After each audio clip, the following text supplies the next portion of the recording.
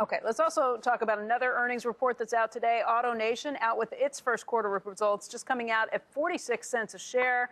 Record first quarter results for the company. And joining us right now is CEO Mike Jackson. He's joining us to shed a little light on some of those numbers. And Mike, I'm just getting a look at these numbers right now, taking a glance through them. But 46 cents a share on an adjusted basis, your first quarter revenue of $3.31 billion. How do you feel about how things are heading right now, and what have you seen in some of those sales trends? Becky, good morning. Carl, how are you? It was revenue of $3.3 billion, a 17% increase, and an earnings per share of 46 cents, as you said, which is a 35% increase. And some of the important developments in the quarter is unquestionably, unequivocally, a broad-based automotive recovery is underway. You know, if you look at our revenue numbers, it's up 22% in new vehicles, 13% in used, 6% in service and parts, 16% in finance and insurance. If you look at the industry numbers, a selling rate of the first quarter of 13 million units with strong performance in retail. So we have a demand recovery underway. And on gasoline prices, of course, it was a big issue in the quarter, but we see a very orderly migration towards fuel efficiency.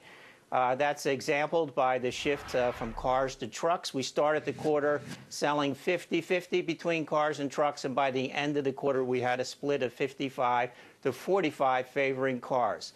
If I look back to what happened in 2008, which was much more of a panic, the shift spiked to 65%. It had a big impact on trade-in values of trucks of 15 to 20%. That is not happening this time. It's a very orderly migration. Mike, and of course, the other event, tragically. Yes, go ahead, Becky. Go ahead. I'll ask a question in a second. And of course, the other event is the tragedy, the unbelievable tragedy in Japan. The last time we talked, I ranged the production impact of 30 to 50% for 3 or 4 months. With the information we have from the manufacturers today, that number is more like 50% than 30%, so it's the higher end of the range.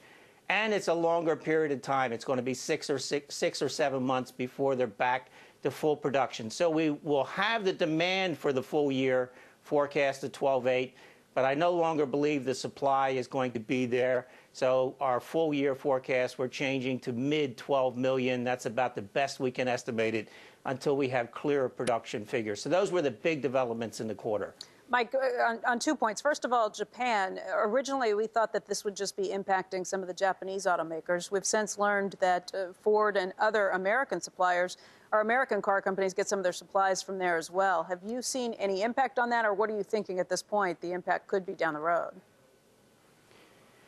For all U.S.-based production, it's about 5% of the parts come from Japan. Now, the Japanese U.S. production has been significantly impacted and will be reduced by 50% for a given period of time.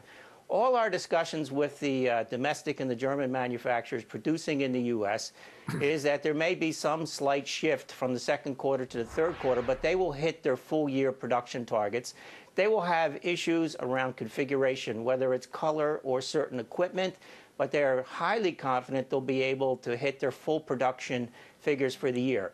But they also say at the moment they don't see the chance to increase production beyond their original plan to take advantage, if you will, of what's going to be a shortage of product in the marketplace. How that develops in the second half of the year, we'll see.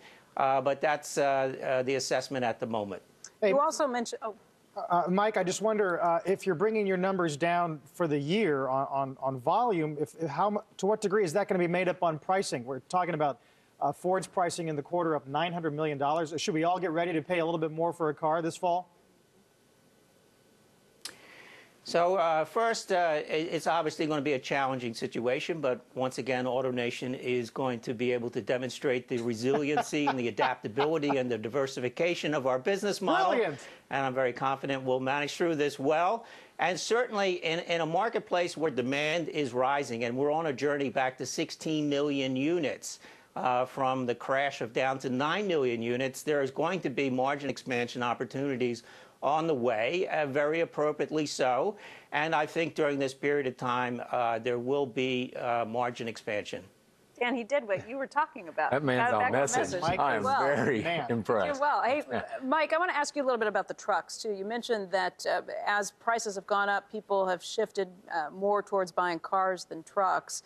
I forget the numbers. Was it 45% now are trucks versus 55% in cars? Yeah, trucks are down to 45 and cars are up to 55%. And I have to point out, Becky, within that, the shift is even greater. We're seeing a shift from V8s to V6s and V6s to inline four-cylinder engines. Consumers are willing to pay for fuel-efficient technology. And even within the car segment, we see a shift from midsize to subcompact. What's different than '08 is it's not a panic. Our inventories are balanced. The manufacturers are able to respond. Every manufacturer has made a tremendous investment in fuel efficiency, exemplified by Ford Motor Company, if you see their results today. So the industry is in a much better position to handle this. And I think as far as a freak-out number where people panic, my feeling is it's closer to $5 a gallon today than it was back in '08, around $4 a gallon. Chicago's getting up towards those levels at this point when the prices that they're paying. But last year when you joined us, you talked about how you had seen very strong sales of pickup trucks and how that was a really good sign. It meant that the small business owners, the contractors, were really feeling a lot better about how the economy was turning, how the economy was going. When you see people shift away from trucks, how much of that is because of the gas prices and how much of it is because the contractors maybe are a little more hesitant than they had been at the end of last year? Pickup truck sales are still flying. So the shift that we're seeing is in sport utilities and crossover sport utilities towards passenger cars. The work truck is still selling well. And I think it was an indicator when nobody else was saying it 6 months ago that the economic recovery is taking hold. That has proven out, and all the forecasts for economic activity for this year, 2011, are significantly improved than what they were in 2010. So the shift is not necessarily towards the work truck, but I will say even in the work trucks, we're seeing a shift where they're willing to give up engine displacement for smaller engines that can do the same work but have the fuel efficiency. And the other thing we're seeing is immediately is the behavior in the way people use their vehicles in their household. They're much more, they don't go to get a carton of milk in their big SUV. They'll take a car. And so you see the miles driven is being impacted already. So in a growing economy, miles driven is going down, not up. So you put that all together, and maybe you'll see an impact on the price of gasoline as the demand curve bends. We'll have to see how it develops.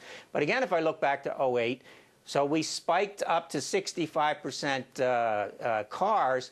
By November, it was back to 50-50. So the whole thing was over in 3 or 4 months. I'm not saying that's happening this time, but I just observe people can change their behavior pretty rapidly as the price of gasoline moves. All right, Mike, thank you very much. We always appreciate talking to you and getting these views on what it means for consumers. It's incredibly helpful, and we'll talk to you again soon. Great seeing you this morning. Okay, you too.